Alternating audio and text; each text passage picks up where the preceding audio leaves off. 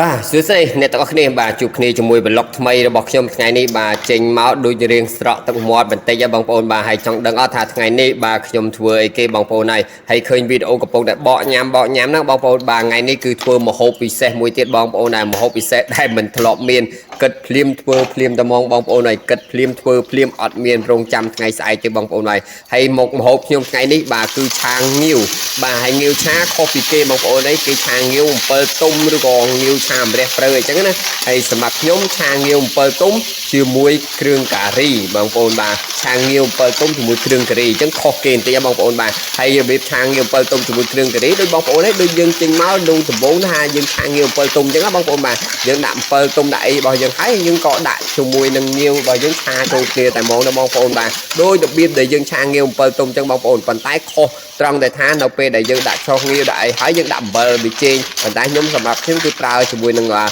ខ្ទិះដូងបាទខ្ទិះដូងបាទបងប្អូនឃើញអញ្ចឹងបាទខ្ញុំអត់បានចាក់ឲ្យបងប្អូនមើលទេបាទហើយខ្ញុំប្រើជាមួយនឹងខ្ទិះដូងហើយជាមួយនឹងរ៉ូឌីអញ្ចឹងបងប្អូនបាទហើយឆានេះគឺឆាងាវខ្ទិះ7ទុំបាទឆាងាវខ្ទិះ7ទុំបាទម្ហូបនេះប្លែកទៀតបងប្អូនឆាងាវខ្ទិះ7ទុំហើយយើងបន្ថែមជាមួយគ្រឿងការីដោយសារតែអីបងប្អូននឹកឃើញបានមើលវីដេអូមួយតាក់ទងជាមួយម្ហូបឥណ្ឌាបងប្អូនបាទឥណ្ឌាបងប្អូនដឹងស្រាប់ហើយបាទម្ហូបគ្រប់ទាំងរសជាតិរបស់ឥណ្ឌាអត់ចោលសោះជាមួយនឹងគ្រឿងការីបងប្អូនបាទហើយអញ្ចឹងខ្ញុំក៏មើលហើយវារៀងស្រក់ទឹកមាត់ដែរបងប្អូនចង់ដឹងថារសជាតិងាវឆា7ទុំជាមួយនឹងគ្រឿងការីជាមួយខ្ទិះដូងហ្នឹងតើវាមានរសជាតិបែបណាបើឃើញឥណ្ឌាគេចូលចិត្តគ្រឿងការីគ្រឿងអីណាបងប្អូនបាទហើយអញ្ចឹងក៏នឹកឃើញ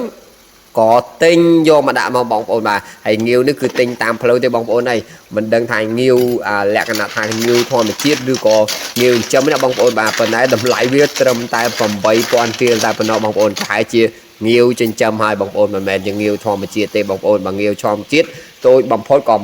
15000ដែរបងប្អូន1គីឡូហើយនេះតែ8000ដែរបងប្អូនបាទអញ្ចឹងត្រឡប់មកកាន់វីដេអូយើងម្ដងទៀតបងប្អូនបាទហើយរបៀបឆាបងប្អូនហើយខ្ញុំអត់បានអធិប្បាយឲ្យបងប្អូនបានស្ដាប់ច្រើនទេបងប្អូនមើលតែរូបភាពទៅបងប្អូនបានដឹងហើយបាទហើយឆាហ្នឹង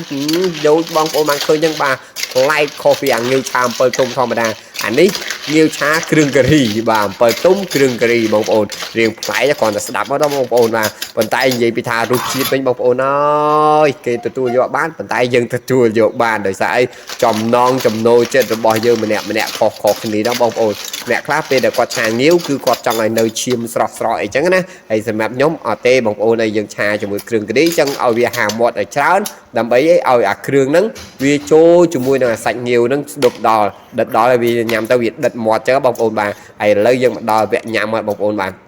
ដូចឃើញនៅក្នុងវីដេអូចឹងបងប្អូននេះបកលិតបកជក់បកលិតបកជក់ទាំងដៃផងជក់ទាំងសបកងាវផងបងប្អូនហើយអាងាវនេះបងប្អូនបាទនៅទីក្រុងភ្នំពេញគេហៅថាងាវចឹងណាបងប្អូនប៉ុន្តែឈ្មោះវាពេញមិនមែនងាវទេបងប្អូនឈ្មោះវាពេញគឺក្រែងឈាមទេបងប្អូនមិនមែនងាវទេបាទខ្ញុំអ្នកកពតបាទខ្ញុំអ្នកកពតបងប្អូនអានេះងាវហ្នឹងនៅពេញនៅតាមខេត្តផ្សេងៗគេហៅថាងាវឆា7ទុំតាមពិតអាហ្នឹងក្រែងឈាមទេបងប្អូនបើងាវវាត្មងណាវាមានអាងាវធំគេហៅថាងាវភក់អានោះបើថាងាវប៉ុន្តែអានេះវិញគឺគេហៅថាក្រែងឈាមទេបងប្អូនបាទណាបងប្អូនវីដេអូថ្ងៃនេះគឺមានតែមិនដឹងគឺចង់ឲ្យបងប្អូនបានស្រក់ទាំងមាត់ហើយបងប្អូនគិតថាឆ្ងាញ់បងប្អូនអាចធ្វើតាមបានណាបងប្អូនបាទងាវឆាគ្រឿងការី7ទុំអរគុណបងប្អូនទាំងគ្នាសម្រាប់ការចូលទស្សនាជួបគ្នាវីដេអូក្រោយសូមព្រះប្រទានពរ